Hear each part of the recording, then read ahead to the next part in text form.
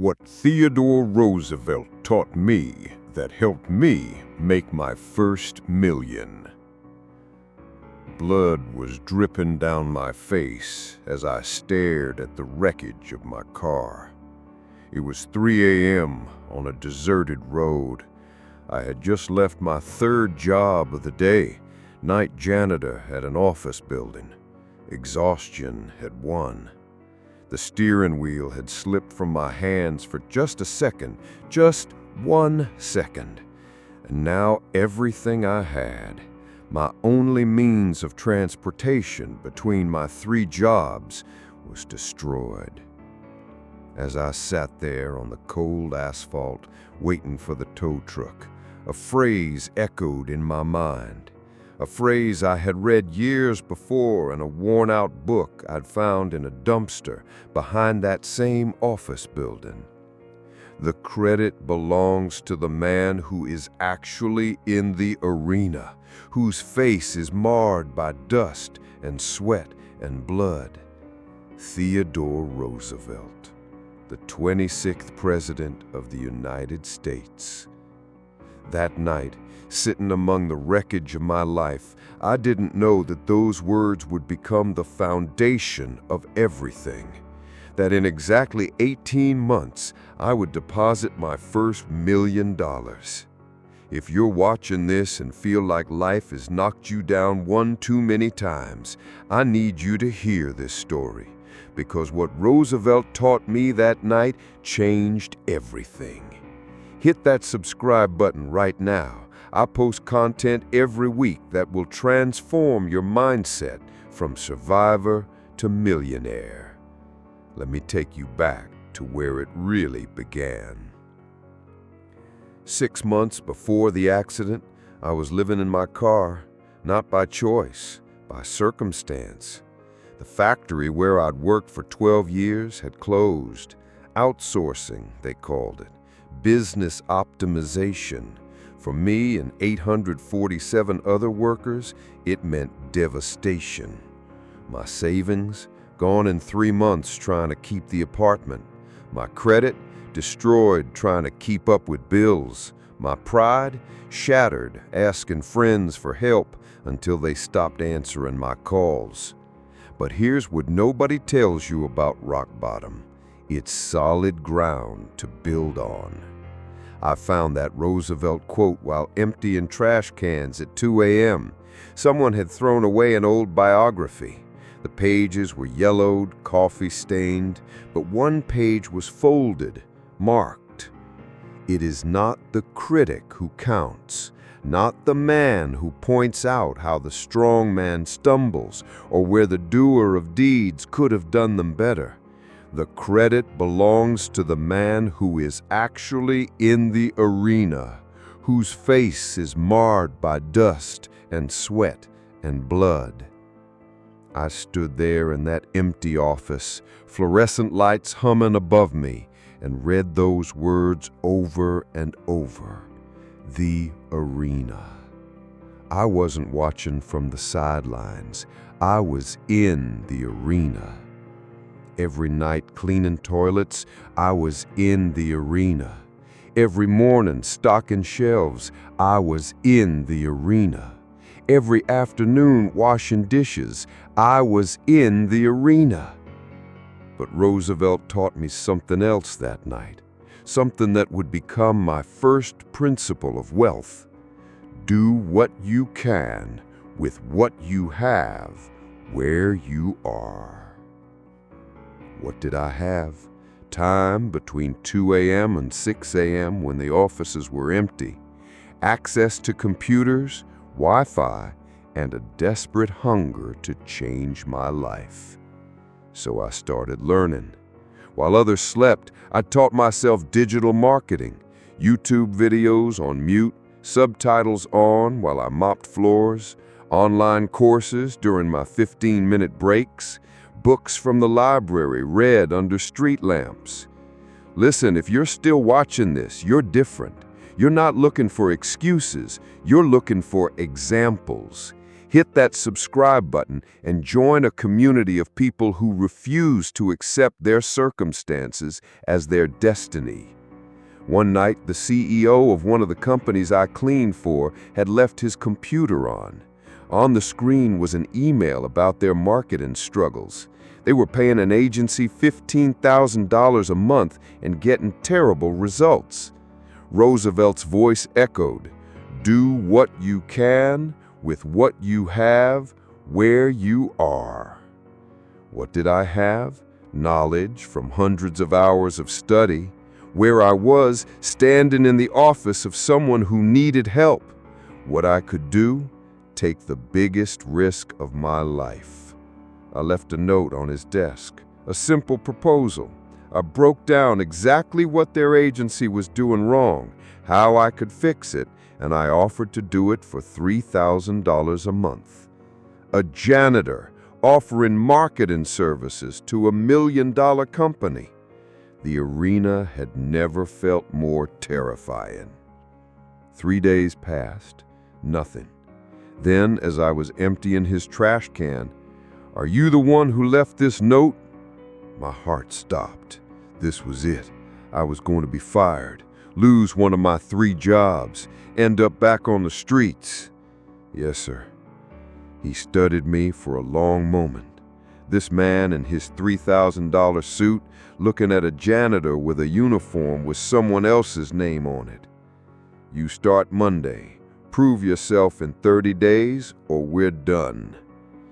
Guys, I need you to understand something. The moment you step into the arena, really step in, the universe responds. But you have to take that first step. If this message is resonating with you, comment below, "I'm in the arena," and let this community support your journey. That first month was brutal.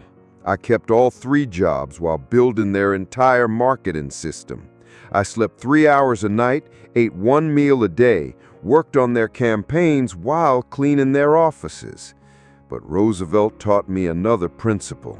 Nothing in the world is worth having or worth doing unless it means effort, pain, difficulty. Results after 30 days? 312% increase in qualified leads, 67% reduction in marketing costs, 5 new major clients. The CEO called me into his office. I prepared for praise. Instead, he said something that changed my life. "I told 3 other CEOs about you. They want to meet." Within 60 days, I had 4 clients, $12,000 monthly recurring revenue. I quit the dishwashing job first, then the shelf stocking, but I kept the janitor job for another month. Why? Because every night I walked those empty halls, remembering where I came from. Roosevelt understood this. Keep your eyes on the stars and your feet on the ground. But the real breakthrough came when I discovered Roosevelt's most powerful principle. The best prize that life has to offer is the chance to work hard at work worth doing. I wasn't just offering marketing services. I was offering transformation. I was offering hope to businesses struggling like I had struggled. I was offering the expertise of someone who had learned in the arena, not in a classroom. This is important. If you're building wealth, you need to understand this. Your struggles aren't your weakness. They're your superpower. Subscribe now, and I'll show you how to transform your pain into profit in next week's video. 6 months in, I had systemized everything, created processes, hired 2 virtual assistants, built recurring revenue of $47,000 a month. But I wanted more. Roosevelt's words pushed me. Believe you can, and you're halfway there. I took every dollar of profit and invested it back, not in fancy cars or clothes, in knowledge, in systems, in people smarter than me. I studied the agency model, realized I wasn't selling time, I was selling results. shifted from hourly work to value-based pricing. One client went from paying $3,000 to $15,000 a month because I tied my fee to their revenue growth. The compound effect was extraordinary. Month 6, $47,000. Month 9, $84,000. Month 12, $143,000. Month 15, $267,000. And then it happened. Exactly 18 months after that car accident. 18 months after sitting on cold asphalt, blood on my face, wondering how I'd get to my 3 minimum wage jobs, I refreshed my bank account, $1,047,832.41. I sat in my new office, the same building where I used to clean toilets, and cried. But here's what Theodore Roosevelt taught me that no guru ever will. The only man who never makes a mistake is the man who never does anything. I had made countless mistakes. Lost $30,000 on a failed software investment. Hired the wrong people who stole clients. Burned out twice and almost quit. Missed family events chasing money. But every mistake taught me. Every failure refined me. Every setback prepared me for the next level. If you've made it this far in the video, you're serious about change. You're not just dreaming, you're ready to do. Subscribe right now and turn on notifications. Next week, I'm revealing the exact 5-step system I used to go from 0 to $1 million. The $1 million wasn't the victory. The victory was who I became earning it. Roosevelt said, in any moment of decision, the best thing you can do is the right thing. The next best thing is the wrong thing. And the worst thing you can do is nothing. Every day in the arena, I chose action over inaction, progress over perfection, growth over comfort. Let me share the 5 Roosevelt principles that built my $1 million mindset. 1. Speak softly and carry a big stick. In business, under-promise, over-deliver. Let results speak louder than words. My clients renewed not because of my sales pitch, but because of my results. 2. The boy who is going to make a great man must not make up his mind merely to overcome 1,000 obstacles, but to win in spite of 1,000 repulses and defeats. Every no taught me how to earn a yes. Every lost client showed me how to keep the next one. Every failure was tuition for success. 3. When you're at the end of your rope, tie a knot and hold on. The night of the accident, I was at the end, but instead of letting go, I tied a knot called determination and held on for dear life. 4. Courage is not having the strength to go on, it is going on when you don't have the strength. Those 3 a.m. study sessions, those 20-hour workdays, those moments when quitting felt logical. Courage was choosing to continue anyway. 5. The best executive is the one who has sense enough to pick good men to do what he wants done, and self-restraint to keep from meddling with them while they do it. Building wealth isn't a solo sport. The moment I started hiring people smarter than me, my income exploded. Listen, success leaves clues, and I'm leaving them all for you. But you have to take action. Subscribe to this channel right now and comment ARENA below. Join a community of future millionaires who refuse to accept average. Today, my agency generates over $3 million annually. I employ 23 people, including 5 from my old factory. I bought the building where I used to clean, turned it into our headquarters. But every morning I still wake up at 4:30 a.m., not because I have to, because the arena taught me discipline. Every month I clean our office bathrooms myself, not because we can't afford janitors, because humility is the guardian of success. Every quarter, I hire people with potential over pedigree. Not because it's easy, because someone once saw potential in a janitor with a crazy idea. Roosevelt's final lesson: no man needs sympathy because he has to work, because he has a burden to carry. Far and away, the best prize that life offers is the chance to work hard at work worth doing. Your burden isn't your curse, it's your blessing. Your struggle isn't your story's end, it's your story's beginning. If you're watching this from your own arena, whether it's a minimum wage job, a failed business, a mountain of debt, or a dream that feels impossible, I need you to hear this. You're exactly where you need to be. Not because it's comfortable, but because it's transformative. The arena doesn't care about your past, it only cares about your persistence. Roosevelt became president after being told he'd never walk again from polio. He didn't overcome his obstacles, he transformed them into opportunities. Your $1 million is waiting, not in some distant future, but in the decisions you make when this video ends. Will you go back to scrolling, or will you step into the arena?